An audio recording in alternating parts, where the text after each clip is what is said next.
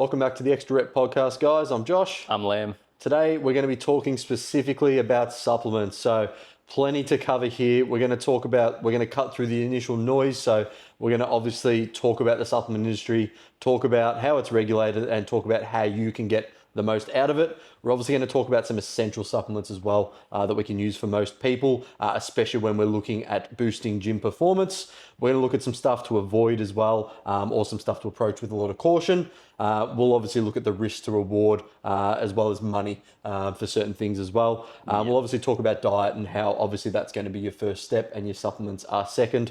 And lastly, we're going to build a bit of a cost-effective stack for you guys to optimize your health ASAP. So I guess, Liam, first question is always, in terms of supplements, would you say overall they're a good thing or a bad thing? Or are they overhyped or underhyped?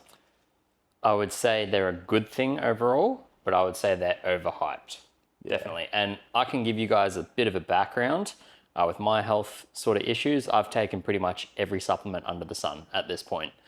For multiple years, I've actually worked with a guy who was in the supplement industry for like protein, creatine, all that stuff. So we can get into that. So, yeah.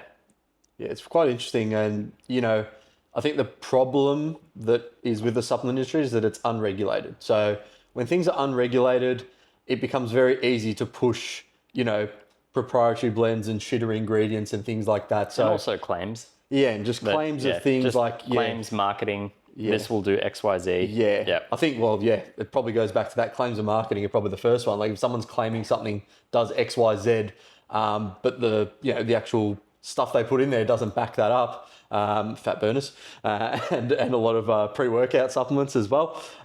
Just more so with dosages and that. So we will talk about that a little bit as well. But diving into sort of essential supplements, I would say your main three: caffeine, protein powder, and creatine. Are your sort of from like a gym bro performance base. Yes, I would say. In terms of like just overall health and what I see a lot of my clients and people like male and female would need to take in general, I would say zinc, vitamin D, K2, that's one supplement together, and magnesium. Interesting. So they're like for health and performance, you'd say zinc, vitamin D, K2, magnesium. Yep. And then for gym performance, creatine, protein powder, caffeine. Yep. I reckon probably creatine's the one where obviously is probably the most well-researched supplement. What are your opinion on that? Creatine's absolutely amazing. It's just shown recently, well, not recently, it's been studied thoroughly over the years. It's got like 40 years of research behind it. But recently there's a lot coming out about the cognitive function of creatine. And you may have noticed this, but like a lot of people are now, 5 grams daily was sort of like this norm, but now people are starting to optimize like, okay, well, if I want brain function or I'm going by kilo per gram of body weight, some people might need more creatine. Some people might need 10 grams daily. I've seen people take up to 20 grams daily. But then there's also, I wouldn't call it a myth, but there's people that go around the whole loading phase with creatine. So do you want to go into that or do you want me to take the reins on that one? The easiest way to say it is, creatine, you take 5 grams a day every day. The loading phase basically means you take, 20, 25 grams a day and you take it, in 5 gram increments over 3-4 days, just to saturate your muscle cells, which again, is it useful, to get it in slightly a bit quicker? Yeah, it could be if you're a top 1% bodybuilder. But for most of the general population, 5 grams a day every day, ideally mixed with either like a shake or a carb source to just get it in a bit more effectively. But look, it's not the end of the world if you don't do that. But I think for elderly people... Go back there with the shake and the carb source, because a lot of people don't know that about absorption. If you take it with carbs, you absorb it a lot better and it helps with muscle protein synthesis because carbs are sparing. Like it helps drive water intracellular into the muscle. But a lot of people, like, the reason being is back in the day, remember they said like you had to take creatine with orange juice. Yeah. And that was it. Thing, Like, because you mix it in water, and for those people who haven't tried it, it tastes bland and like horrible. And it's like, so people, the barrier to entry of taking it was like, I'm not drinking that every single day. But if you mix it with orange juice and, high glycemic index, just absorb it straight away, then people would have better results with their creatine. Yeah, I think, like I said, and that goes with a lot of supplements as well. Like you probably talk about like, fat-soluble vitamins, and we'll probably go into that, where it's like you need to be taking them with a meal with fats. And you see people take this chemical concoction of 15 different supplements every morning, shove them in with water, walk out the door, and chances are 90% of them won't even be absorbed. It's, you're just wasting your money. So I think going back, creatine really effective. And for a lot of my clients, especially elderly clients, especially if you're like 40 plus, I would say, starts to become a lot more, especially from that cognitive benefit function. And just retaining muscle mass, especially as you age, probably once, let's say you get 50, 55 plus. Retaining strength as well. And retaining strength and cognitive function. I think that's a game changer for a lot of people. And same, especially if you're vegan, vegetarian, absolutely, I think it's a must-have supplement. Personally, I would say. Protein powder, we don't really need to cover it too much. Well, it depends. There's so many different protein powders out there that actually have so many different benefits. Like, some people with like a whey protein concentrate, that used to be like, that's not as good as whey protein isolate, but then now there's literature showing that whey protein concentrate actually has all these benefits of like lactoferrin and uptake and protein and iron absorption. So like, there's always going to be like, is this one better? Is this one better? Is this one slow digesting release? Is it casein protein? Is hydrolyzed better for me? Is this one without the lactose better for me? It's like, it really is individual independent. As a supplement, just look at it from the perspective of I'm supplementing 20 to 30 grams of protein in a scoop. And I would say, personally, avoid soy protein isolate. It is the worst bioavailable form of soy or protein, but the amino acid blend in it is just so shit. You don't get your 12 essential amino acids. Well, actually, there's 20, but there's 11 that are actually absorbed through protein and 9 the body makes itself. Essential and non-essential. Essential and non-essential. And that's, that'll go into BCAAs as well, which will... The quality of soy protein isolate is just terrible. Like, a lot of people, they eat, say, protein bars, and they're like, they just made me feel bloated and shit. And like, the whole thing was soy protein isolate. And the reason companies do that is because it's the cheapest version. They can make more money off the margin with that ingredient. If you want like the best quality whey protein out there, it would honestly be like a grass-fed goat's whey. But you're paying a premium to either get that. And I think especially in Australia lately, like, protein's just gone through the fucking roof. It's actually kind of got a bit ridiculous. But I think like... The TGA regulations as well, in terms of supplements and protein and what you can and can't have, like, they are getting stricter and stricter here in Australia. I think the easiest way to look at it, if you're just like a bit of a, weekend warrior, goes to the gym, still wants to optimize things, I say buy what you can afford. Ideally for me, and what I recommend most of my clients, would be at least an isolate. If you can tolerate a concentrate, no problem at all. I find, for example, myself, like, gut issues straight away when I go into the concentrate. Interesting. It could be 100 different things, but I do find there's some clients that just makes them feel as soon as they have a concentrate, whereas they have the isolate, again, I'm lactose intolerant. So lactase enzyme, chuck that out. I know, for example, bulk nutrients, again, sponsor me, shout them out. They're probably the cheapest and, the best mix of like cheap but good quality. And I find they're quite good. Most of their proteins, say $45 to $50 a bag, whereas in a lot of these other supplement companies, you're probably getting $75, $80 for a kilo. So if you're looking for a good, stable option that gets the most out of it, I would probably go for them. But there's obviously better ones on the market as well in terms of where you want to take yourself. Well, it goes into like my clients. I deal with like a lot of clients with gut issues and autoimmune conditions and stuff. And it's like the ingredients list becomes very important when it comes to what they're actually putting into their body. And I will say the earth protein whey that bulk nutrients do, it's got no sweeteners or nothing in it, and no dairy or anything, so it's usually tolerable. Just the feedback I've had is it just doesn't taste as good, but that's to be given. One that I use with my clients, and I use personally myself, is Ghost. And the reason being is not only is it high quality, but they actually add digestive and lactase enzymes in their protein so people can tolerate it. But I will say though, when people just straight away have a protein shake and they just say I'm intolerant to it, was it just a protein shake and water? Or did you have a smoothie and mix all these other things full in cream it? Milk and everything else. Exactly. So I always try and pinpoint that out for a lot of people because it is very important to know that. Or even just like probably sculling it a bit too quickly as well, I think that's something that probably people do. And I do it all the time, I'll just try and get my protein in quick between clients. Well, this is why it's a supplement, right? Because it's so convenient. Exactly, It comes back to convenience. Like, in an ideal world, like, I would probably say just from an absorption standpoint, whey protein, you go back to that gym bro, like, do I need to get my protein in 0.5 seconds after my last set? Like, no, you don't. But I would say there's no downside to it. There's no downside to, like, obviously you want to get into a maybe rest and digest first, do some deep breathing, relax, get yourself in that body position. But then if you can have a shake straight away and you can obviously fit it into your calories, hit your daily protein goal, awesome. Yeah. Absolutely nothing wrong with that. So I think that's a really good recommendation as well. Caffeine? Well, I don't even look at caffeine as a supplement, even though you can get it in supplementational form. So when we say caffeine, usually we're talking about like pre-workouts and Monster energy drinks and all that stuff. But literally like coffee, just black coffee, 0 calories, not only so many health and antioxidant benefits, but the caffeine, it's just a no-brainer, just with cognitive performance and also before training. It will enhance like your training, like lifts, like endurance, everything about training in general, I would say. Yeah, I think it's one of those things where obviously you've got to balance caffeine with sleep as well.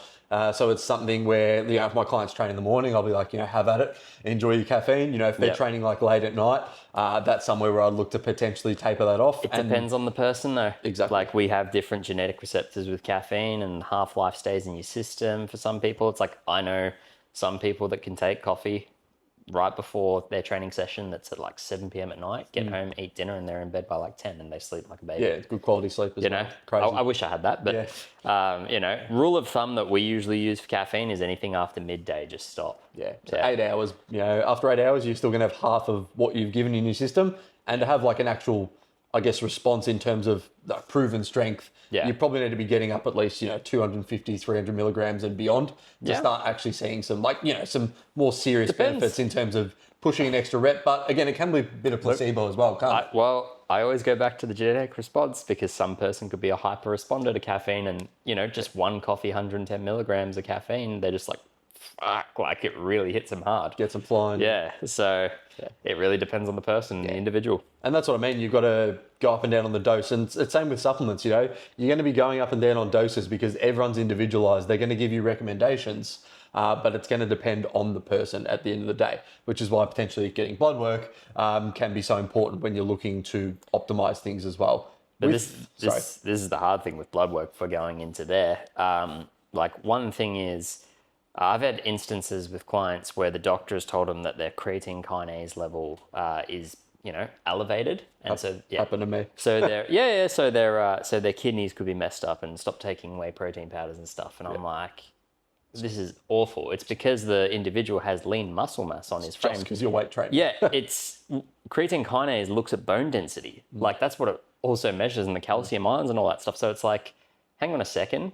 Like, how is this in correlation with creatine just because it's called creatine kinase? Now, yes, it does elevate it slightly when you start taking creatine, but marginally. And it does not mean your kidneys are fucked. I just want to just throw that out there. Unless you have pre-existing kidney issues, completely safe, completely fine, basically. Well, it's the whole protein argument with kidney issues. Like, we've seen research up to like 300 to 400 grams of protein a day still doesn't affect kidneys. Yeah, it's like 4.4 grams per kilo body weight or something crazy. Yeah, it's still safe and effective. Again, not needed, but definitely not needed. It's actually, I mean, to some people it's a dream, but like some people it's very expensive. Yeah, I think so as well. Moving to like, I guess, fat burners and test boosters and stuff. I think in terms of things like, you don't necessarily have to avoid these things, but I think you just need to understand the lifestyle. The marketing hype behind it. I just want to throw that in there because, when we look at test boosters and, people look at for the like natural version of pretty much taking steroids when they think of it. And it's like, it always comes down to lifestyle. Yeah.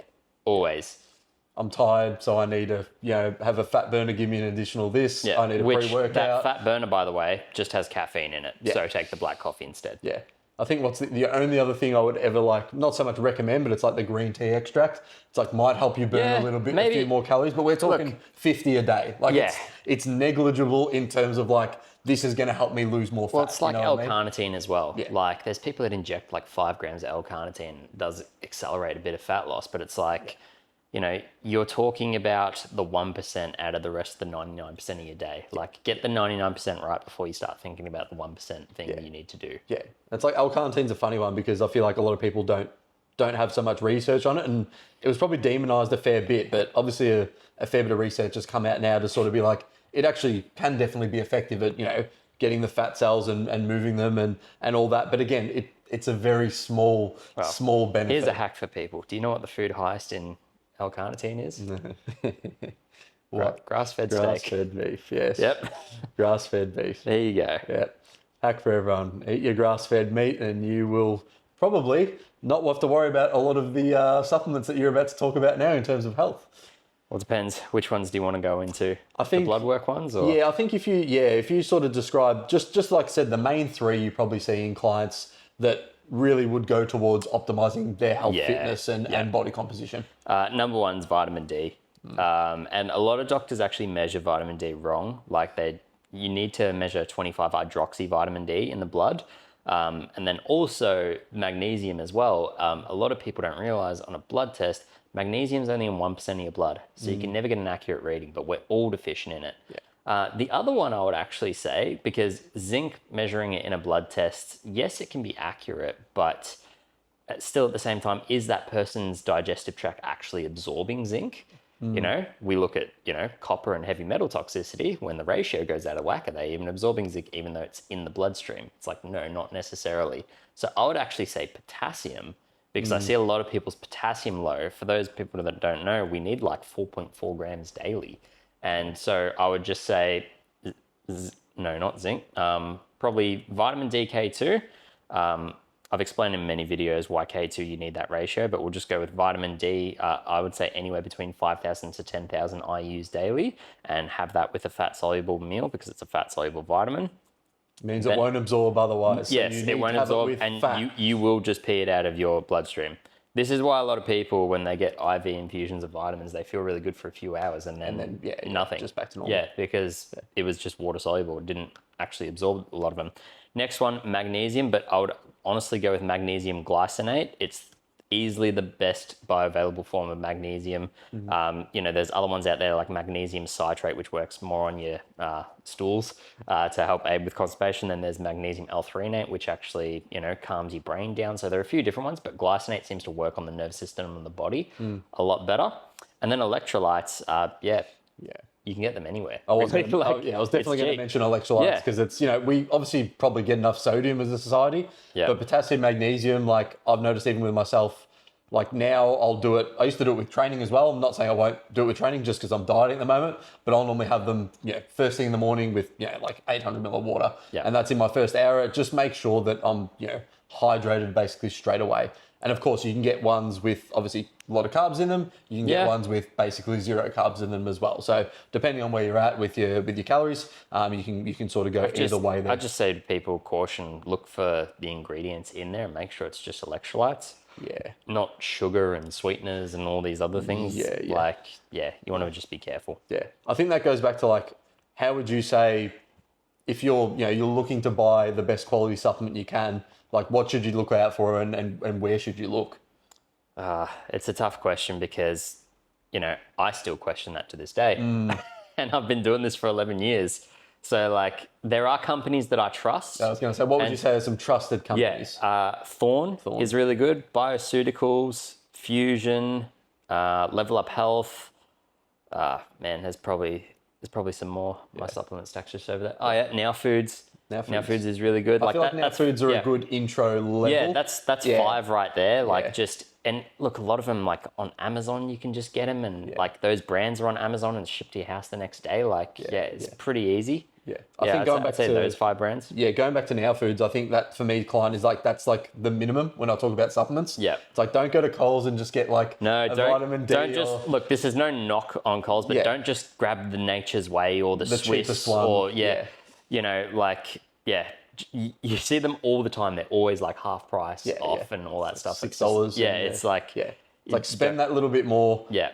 Now foods are actually pretty cheap, so I say that's a good entry level for my clients. And then, like I said, if they want to go further up, when you go into bioceuticals and Thorn is the best of the best. They're probably the premium, I would say. So when I'm looking for something that I really know I need it to work, I'll always go for a Thorn. I've got Thorn creatine. Yeah. Just because I was like, you can get creatine cheap anywhere, but I'm like, I just want the best source because everything we mentioned before about the benefits of creatine, you want the best of the best. Yeah. And back to creatine as well, monohydrate's just fine. You don't need to worry about like Korea Pure or anything like that. It's like sometimes it's a bit HCl Pure. Yeah, all that it's stuff. like very marketing gimmicky. I mean, again, you're looking for that extra 0.05%. It is worth noting though, some people with monohydrate do get gastrointestinal distress if some non-responders too. Yeah, well, that's true. Yeah. And with like a micronized or a pure version of creatine, they find it just a little bit easier to digest. Yeah. Yeah. I think that's the only difference is pretty much. Can you digest or and I think going back, we've obviously talked now about supplements is, you can't out-supplement a bad diet in the first place. There's got to be some diet and lifestyle factors in there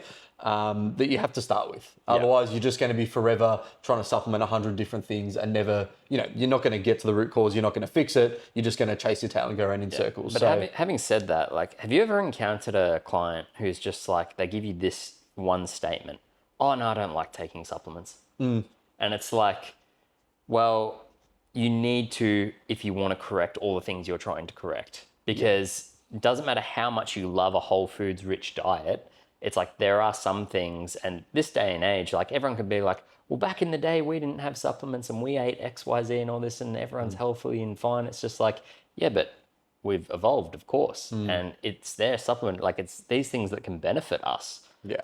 So, the person, unless you want to eat like the most nutritionally dense food possible, which will cost a shit ton of money, and you could still be deficient in magnesium, that's the thing, right? Like they get a bad rap from some people and there's just not necessarily a reason to demonize them in that sense, but then there is a reason to demonize them because the supplement industry is full of a lot of like shit marketing, sales, snakes.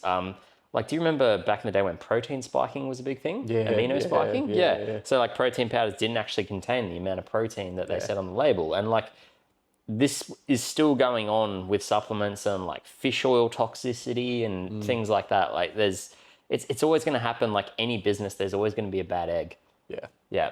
I think that's the unfortunate part. But like you said, there is a balance. Like, I used to be very, not anti-supplement, but I probably got to a point where I was just like, oh, this is all fucking useless. Just eat food. And now I've probably come back the other way a bit to be like, no, there is certain things that are definitely going to help at the right time, depending on someone's diet. And because we've got such a processed Western diet, most people these days, it really is invaluable to have someone giving you the right supplements and sort of knowing what you're doing to be able to optimize that with obviously food and health as well. Well, going back on that processed Western diet, the reason these foods are processed, they contain really high amounts of sodium and sugar. This is why we mentioned potassium before is so important because we're so depleted in it. Magnesium, potassium, Yeah. I feel like that's a very, potassium, magnesium, get those in, good quality sources. And I think, obviously with the electrolytes, that's got that in there as well. I think that will really help a lot of people just balance out a lot of deficiencies, really. And you'll feel a fuckload better, really, at the end of the day. And it's not instant as well, guys. Like you don't pop the pill and then feel better that day or that week. Like it takes time to correct deficiencies. Like I'm still taking zinc and I was chronically deficient for years. Like it takes time. Yeah. Of course you will start to slowly feel better, but you can't just pop a pill, be like, oh, that didn't work, and then, never take them again. It's like I said, it's a long, prolonged period. It's like, say, for example, when someone gives you antibiotics, you're not going to have them one day and then just like jump off them. We're talking when the doctor prescribes them. Don't get tinfoil hat on me. When like an antibiotic, as an example, like say I had tonsillitis in December, right? He said to take it for 10 days. And, if I took it for 2 and then stopped, it probably would have stayed. Did you take it with Sacrobin, a probiotic as well? I did actually take it with a probiotic. Good. So I'll listen to you for once. Yeah. So and again, cleared up probably quicker as well, I would say. Yeah. And less side effects. Yeah, exactly right. But this is the thing. It's, that comes back to, again, smart supplementation. Like, how did he know that? Because he studied it. And that can help other people and other things. So I guess let's go to some actionable takeaways in terms of, if you're trying to build, I guess, a stack of supplements that's going to get you as fit, strong, healthy, and lean as possible.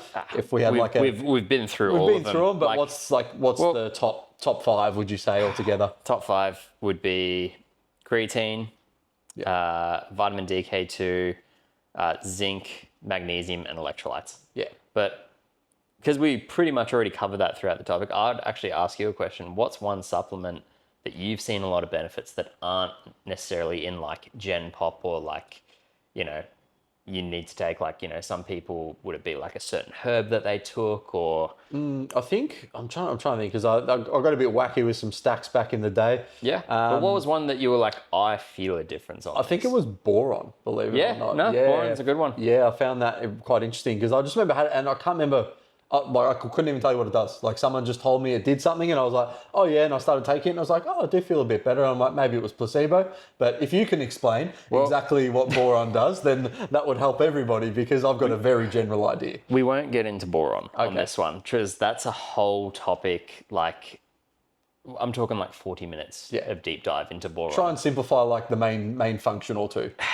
Just the main function or two. If you're going to take boron for one or two reasons, what would they be?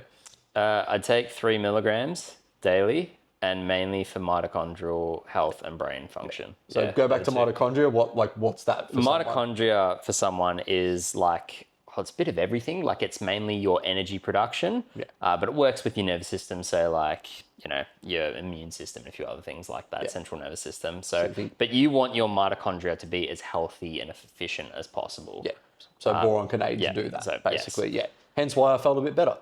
Well, there you go. One that I'd give for people is TUDCA, TUDCA. It's known to help like bile flow. So we have like a lot of people with like gastrointestinal issues. Like for those people that don't know, with our colon, we have like a gallbladder, then we have a liver, and we have an ileocecal valve. That's the valve where we shit out of. But a lot of people just have, you know, a lack of bile flow and they get stuck. And people, this blew my mind when I found this out. People can take 2 to 3 shits a day and still be constipated. Yeah, wow. They didn't know that but they had these symptoms of like, oh, I get some headaches, my hip's a bit tight, I feel a bit moody. And it's actually because like things aren't flowing properly and we have a gut to brain axis. And I actually I did a genetic test for people that don't know, and I had a fat malabsorption issue. And TUDCA, once you add bile, so it actually just, because I was doing apple cider vinegar because I thought it was a stomach acid thing, but actually it was a bile flow issue. And I started taking that and oh my God, it's like I pretty much alleviated, it's like a weight lifted off your head. It's like you just felt clear because all these toxins and things backed up and stuck were finally flushing out. That's interesting. And, you know, stomach never felt bloated. It increases the fat soluble vitamin intake. So if you take TUDCA on an empty stomach and then eat like 4 organic eggs, you're set for the day. You're absorbing every single one of those nutrients and you will feel amazing. It's quite interesting, Yeah. I think a final thing is that, you know, obviously everything we've talked about here today is great and you can go away and grab some stacks and trial some things on yourself. But obviously, you know, if you have issues, if there's something wrong, obviously we get you to consult a medical professional and, you know, get some blood work done. Again, Liam's there for that if you guys want to reach out to him. He's definitely the best person that I would recommend, but you guys can go to whoever you want. But I strongly would suggest, obviously, knowing where your supplement comes from, doing all the sort of background checks, not just taking things blindly for the sake of it or hoping they work. You know, your favorite influencer got sponsored and started taking it. Yeah, and gives you a 10 or 20% discount code, which goes straight back into their pocket if you didn't know that already as well. We mentioned before, the supplement industry is a lot of sales and claims and marketing. Yep. Good marketing, good sales. And again, it's just a lot of people trying to make as much money as they can. But you should get plenty of value from that, guys. There was heaps we went through there in terms of the supplementation, the supplement industry, and a stack you guys can use to straight away get stronger, leaner, healthier, and improve your performance in the gym. So we look forward to the next episode where we're going to be talking about everyone's favorite topic, alcohol. We'll see you then. See you guys.